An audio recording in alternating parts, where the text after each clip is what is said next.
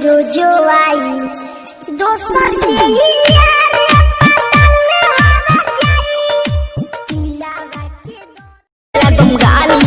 सड़क के बने नहीं दे हम हरवाली। अरे बात बुझा तू जानी दे हला तो दे बेला तुम गाली।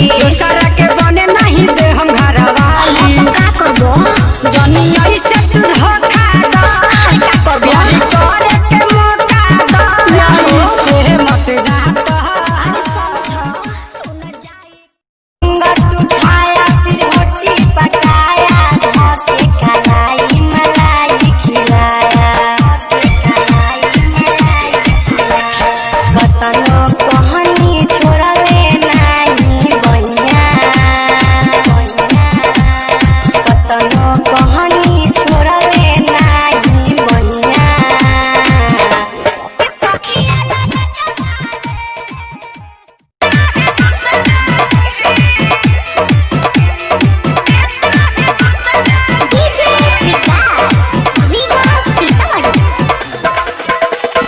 छोड़ देनी ओकरा के उदेत रहे दूसरा के। छोड़ देनी ओकरा के उदेत रहे दूसरा के।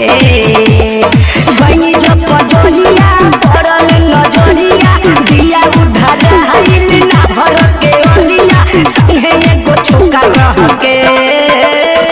छोड़ देनी ओकरा के उदेत रहे दूसरा के।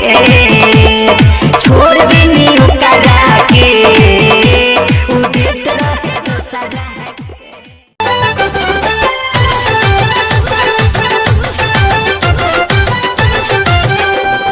हिरनी के जैसन लचकी कमरिया ना